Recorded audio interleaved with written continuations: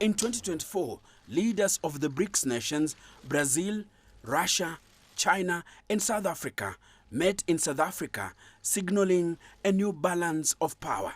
Together, these countries are asserting their global influence in ways the world can no longer ignore. The BRICS is more of an economic and ideological outfit to counter the G7 or G whatever they call themselves in terms of global influence.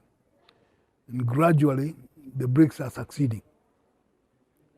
That's why we have so many countries that want to join this club of 5 countries.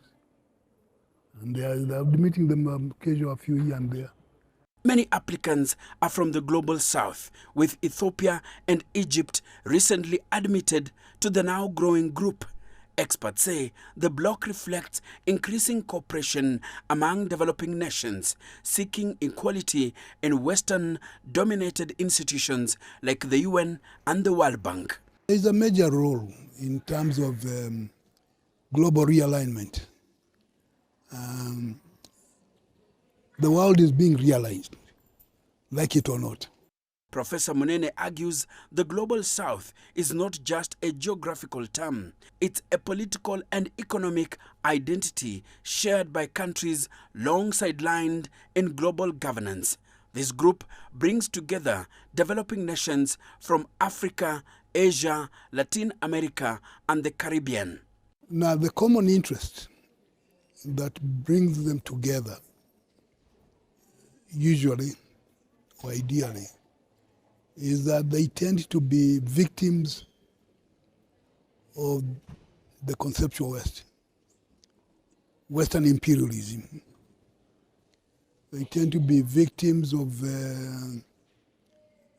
manipulation by institutions controlled by the conceptual West. Yeah? Cooperation among these nations is driving trade, investment, and new institutions such as the New Development Bank, often referred to as the BRICS Bank. Today, the Global South accounts for over half of global economic growth. UNCTAD says South-South trade now makes up more than 25% of global commerce. The Global South is emerging as a producer, not just a consumer, of technology, manufacturing, and infrastructure. Initiatives like the African Continental Free Trade Area and trade blocs in Latin America, like the Southern Common Market, Mercosur, and the Pacific Alliance, are strengthening regional integration. Countries in Africa, Asia, and Latin America are investing in the 4th industrial revolution with a determination not to be left behind. Major investments in infrastructure, education, and digital innovation have been given emphasis. We have a few countries in the Global South that have become economically powerful. And as they become economically powerful, they are also increasingly ideologically independent. And they place the interests of the South, or people who are not in Europe or in the West, ahead of what those policymakers in the powerful countries do. Despite their growing influence, these nations remain largely underrepresented in global institutions, including the UN Security Council.